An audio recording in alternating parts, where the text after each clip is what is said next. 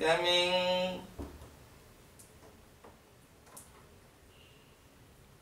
నమస్కారం గురుజీ. నమస్తే నమస్తే. ఎలా ఉన్నావు నాయన? బాగున్నానండి. బహుకాల దర్శనం. ఇలా కూర్చో. అజయ్ మీ పక్కన అండి. లేదండి నేను కూర్చోలేదు.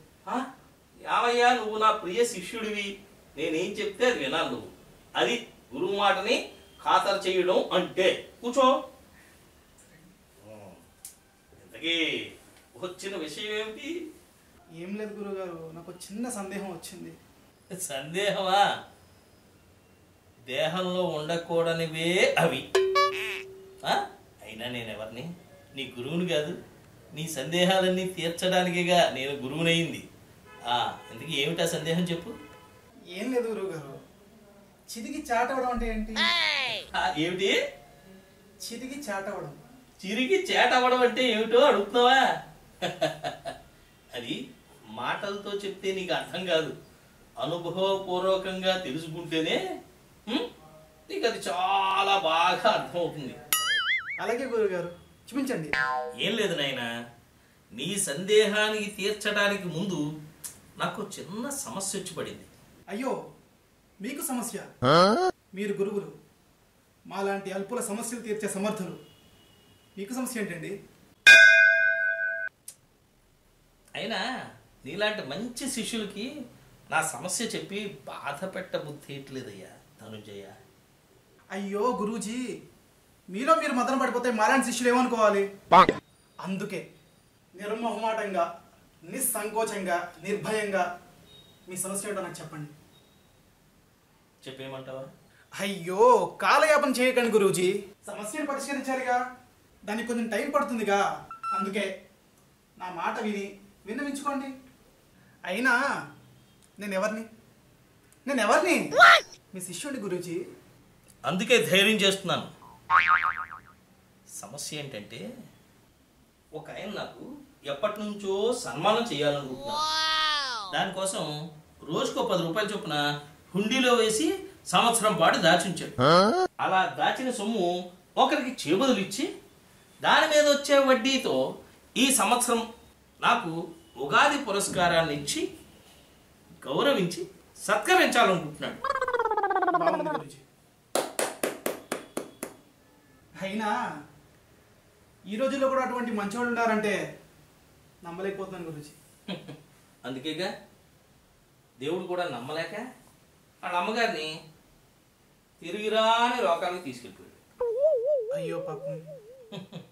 ఆయన నీలాగే బాధపడుతున్నాడు. వాళ్ళ అమ్మగారు పోయినందుకు కాదు, నాకు జరుపు తలపెట్టిన సన్మానం సడన్ గా అర్థాంతరంగా ఆగిపోతున్నందుకు. మరి ఇప్పుడు ఏం చేయాలి? ఆ సమస్య నుంచి నువ్వే గట్టెక్కించాలి శిష్య. ఎంత మాట. అసలు నా దృష్టిలో సమస్యే కాదు గురూజీ. మరి ఏమిటో? పూర్వజన్మ సుకృతం. ప్రారంభానికి ముందు అందరూ ఇలాగే అంటారని తెలుసు. ఏమిటి గురూజీ ఏదో అంటున్నట్టున్నారు? అది నీ మంచితనానికి పరాకాష్ఠ అంటున్నాను. ఏదేమైనా నేను అదృష్టవంతుడయ్యా. ఎందుకు గురువు గారు? నీలాంటి మంచి శిష్యుడు నాకు దొరికినందుకు. అయ్యో, మీరు మరీ పొగిడేస్తున్నారు. ఇంతకీ నేనేం చేయాలి? సన్మానం చెయ్యాలి. ఉగాది పురస్కారం మీ సంస్థ ద్వారా నాకు ఇప్పించాలి. అదెంత భాగ్యం గురూజీ. మా జిల్ జిల్ జిగా జిగా సంస్థ ద్వారా మీకు అందజేస్తాం. చాలా సంతోషం. అవును, వడ్డీ ఎంత అన్నారు గురూజీ? 333 రూపాయలు. అయితే ఆయన కడు పేదవాడు, కానీ మీ సంస్థ కడు సమర్థవంతమైనది. అందుకే కొంచెం నా సన్మానం కొంచెం గ్రాండ్గా చేస్తే చాలు. అసలు ఈ ఆడంబరాలు, ఆర్భాటాలు, సన్మానాలు, సత్కారాలు అనేటువంటివి నాకు అస్సలు నచ్చవు మొదటి నుంచి. మరి ఎలా చేద్దాం? సింపుల్గా ఓ గజమాల, ఓ పొన్నూరు కద్దరు బట్టల జతన, ఆ తర్వాత ఒక చిన్న మెమెంటో, అలాగే నా సన్మాన పత్రం నేనే రాసుకున్నటువంటిది అది బహుకరిస్తాం. అలాగే ఆ స్టేజ్ మీద నలుగురు అతిథులు వస్తారుగా, మరి వాళ్ళందరినీ కూడా గౌరవించాలిగా. అలాగే ప్రేక్షకులు వస్తారుగా, వాళ్ళకు కొంచెం స్వీటు, హాటు, ఏదో టీయో డ్రింకో ఏదో ఇస్తే చాలు. అంతేనా? ఇదో ఉగాది పురస్కార కార్యక్రమం అని తెలియటానికి ఓ ఆనంద కళా కేంద్రం లాంటి ఆడిటోరియం, అక్కడ వచ్చే అతిథులకి అందంగా కనిపించడానికి స్టేజ్ మీద మామిడి తోరణాలు, అలాగే స్టేజ్ అంతా కనిపించేలాగా ఓ పెద్ద ఫ్లెక్స్. మరి వచ్చిన వాళ్ళందరికీ కూడా ఉగాది కార్యక్రమం సందర్భంగా వస్తున్నారు కదా, వాళ్ళకి ఇంత కొండలు ఉంటాయి కదా సంప్రదాయబద్ధంగా, ఆ కొండలతో వేప పచ్చడి, దానికి చెంచాలు. అంతేనా? అంతేనా అంటే వచ్చే అతిథులు మేయర్ గారు వస్తారు, ఎంపీ గారు వస్తారు, ఎమ్మెల్యేలు వస్తారు, అలాగే మాజీ ఎమ్మెల్యేలు వస్తారు, కొంతమంది హైదరాబాద్ నుంచి కూడా మన మిత్రులు వస్తారు. సో వాళ్ళందరినీ కూడా రిసీవ్ చేసుకోవాలిగా. వాళ్ళకి ఏదో ఓ చిన్న సైజు ఏ లా హాస్పినో లేకపోతే మరి ఇంకో హోటల్లోనో రూములు తీయాలిగా. తర్వాత నా గురించి 4 మంచి మాటలు మాట్లాడే వ్యక్తులు వస్తారు. మరి అటువంటి వ్యక్తికి ఏదో కొంచెం తాంబూలం ఇవ్వాలిగా. అన్నట్టు చెప్పడం మర్చిపోయాను, ఇందాక సన్మానం చేసే మధ్యలో వాజ్పేయి గారికి, అద్వానీ గారికి ఇలాంటి పెద్దలకి ఇచ్చే పర్స్ ఒకటి ఉంటుంది. అలాగా నాకు కూడా తృణమో పణమో ఓ 10,000 20,000 పెట్టి పర్స్ లాంటిది ఇవ్వాలి. అంతేనా? ఇదంతా నిర్వహించడానికి ఓ వ్యాఖ్యాత, అలాగే కార్యక్రమం మొదలవడానికి జనం రావడానికి కొంత టైం పడుతుంది. కాబట్టి ఈ టైం గ్యాప్లో కొంతమంది ఉత్సాహవంతులు ఉంటారు, వాళ్ళని తీసుకొచ్చి వాళ్ళతో భరతనాట్య, కథాకేళీలు అలాంటివి మిమిక్రీ ప్రోగ్రాం లాంటివి చేస్తాం. ఏదో వాళ్ళు వచ్చినందుకు వాళ్ళకు జ్ఞాపకనే ఇవ్వాలిగా. అలాగే ఇప్పుడు స్థానిక ఎమ్మెల్యేలని, ఎంపీలని వీళ్ళందరినీ పిలిచి ఉట్టి చేతులతో పంపించేస్తే బాగుంటుందా? అందుకని వాళ్ళకు కూడా మెమెంటోలు, అలాగని మామూలు వాళ్ళకి ఇచ్చినట్టుగా ఇస్తే వాళ్ళు ఒప్పుకోరుగా, వాళ్ళు కాస్ట్లీ పీపుల్. అలాగే వీళ్ళందరికీ ఇచ్చి press, print and electronic media వాళ్ళు వస్తారు. మరి మనం ఇంత కార్యక్రమం చేస్తున్నాం కదా, పేపర్లో వేయాలమన్నాడు, టీవీలో రావాలా అంటే వాళ్ళకి కూడా మనం ఒక చిన్న సైజు డిన్నర్ లాంటిది ఏదో ఇవ్వాలి ఆ రోజు రాత్రి. ఆ తర్వాత మనం జరుగుతున్నటువంటి అద్భుతమైనటువంటి ఈ చిన్న కార్యక్రమాన్ని లైవ్లో చూపించాలంటే లోకల్ ఛానల్ వాళ్ళు మరి దాన్ని అప్పుడు తీసుకుంటారు.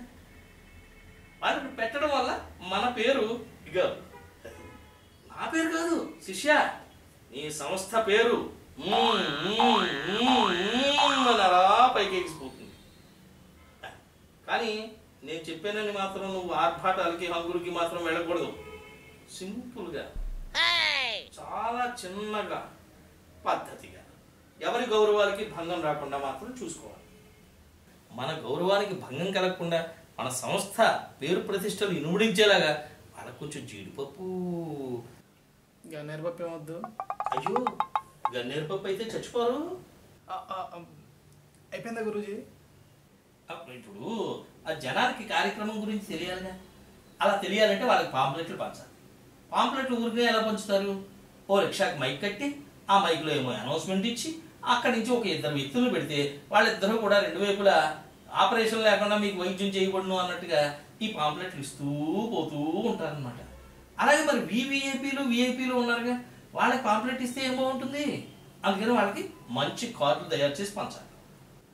అలాగే ఇదంతా అయిపోయిన తర్వాత కార్యక్రమం ఎలా జరిగింది అనే దానికి సమీక్షా సమావేశం ఏర్పాటు చేసుకోవాలి. సమీక్షా సమావేశంలో మరి ఏదో బ్రేక్ఫాస్ట్ ఉండాలా వద్దా? కొంచెం ఖర్చు అయినా, కొంచెం దూరం అయినా ఏ సుబ్బయ్య హోటల్ నుంచో పెసరట్ ఉప్మా తెప్పించి వాళ్ళకి పెట్టామనుకోండి, చాలా బాగా జరిగింది అనే సమీక్షను వాళ్ళు ఇస్తారు. ఇంతనైనా ఇంతే. ఇటువంటి ఈ చిరు కార్యక్రమంతో నా ఈ ఉగాది పురస్కార సన్మాన సత్కార కార్యక్రమం ముగుస్తుంది. గురువుగారు, ఆయన ఎవరో తలకు మాసిన ఆయన ఇచ్చే 330 రూపాయల వడ్డీకి ఏమిటి 333 రూపాయలు? ఇంత కార్యక్రమం అవుతుందంటారా?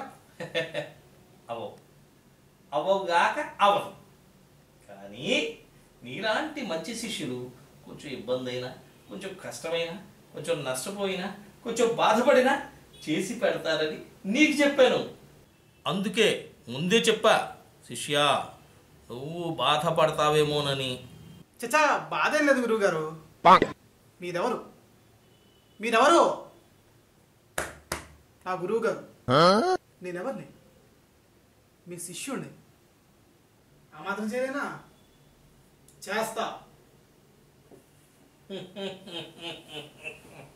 నాకు తెలుసు శిష్యా, నువ్వు చేస్తావని నాకు తెలుసు. నాకు తెలుసు, నాకు తెలుసు.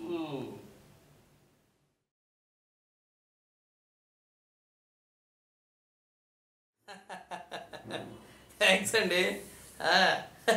మీకు అన్నీ అల్పాహారాలు అవి బాగా అందే లేదా? ఏదో ఎందుకంటే నేను ఆ సన్మాన కార్యక్రమంలో పైన ఉండటం వల్ల మిమ్మల్ని చూసుకోలేకపోయాను.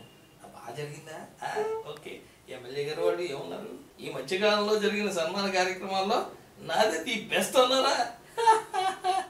ఏమండి, ఆనంద్ కళా కేంద్రం మొత్తం ఆ వెనకాల ఏవైతే ఉన్నాయో ఆ దండలు అవన్నీ ఇవాళ మున్సిపాలిటీ వాళ్ళు తీసుకెళ్తూ మొత్తం సిటీలో ఉన్న తుక్కు కన్నా నా దండలే ఎక్కువ ఉన్నాయని అనుకుంటున్నారట.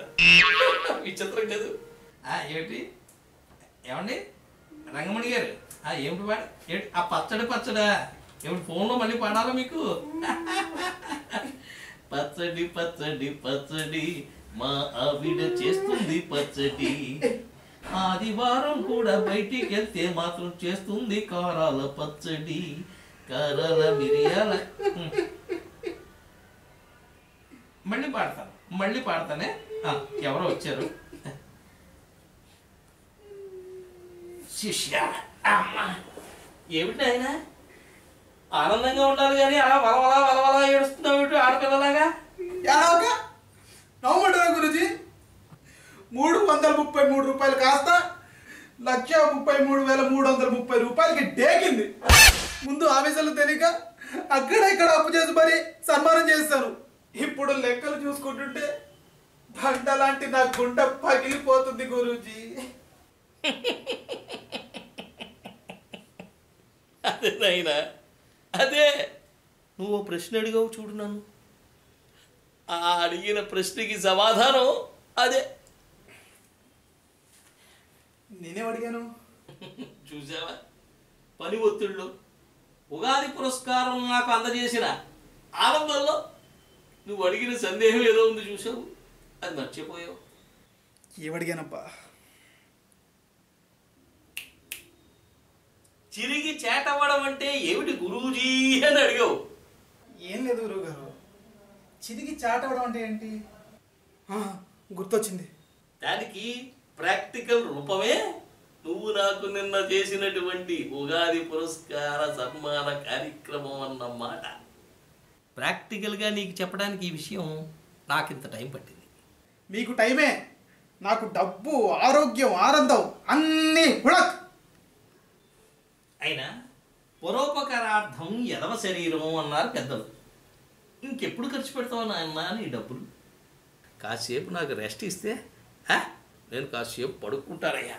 అబ్బా, అవునవును, మీ పాటికి మీకు సన్మానం జరిగిందని ప్రశాంతంగా పడుకుంటారు. మరి నా సంగతి 10 రోజులు నిద్రాహారాలు మారి ఆ సన్మానం ఎలా చేయాలని చెప్పి ఆలోచన చేస్తూ కూర్చున్నాను. సరిగ్గా చేశాను, కానీ దానికి వచ్చిన ఖర్చు చూస్తే నిద్ర పట్టమన్నా పట్టదు. అవును గురుగారు, నాకు చిన్న సందేహం. మళ్ళీ సందేహమా? ఏమిటి నాయన అది చెప్పు. ఆ 333 రూపాయలతో సన్మానం చేయాలనే దిక్కుమాలిన ఆలోచన వచ్చిన మహానుభావుడు ఎవడండి?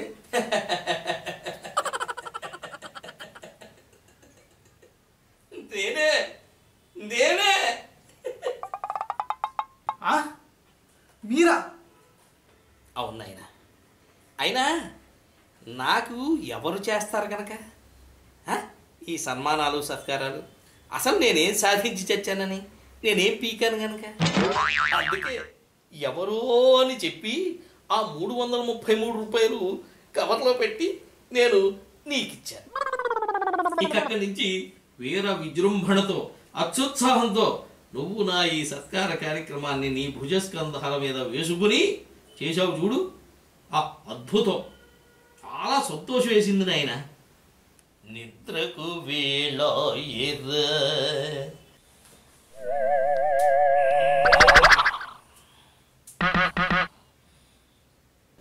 చిరిగి చాటవడం అనే చిన్న పదానికి ఇంత అర్థం ఉందా?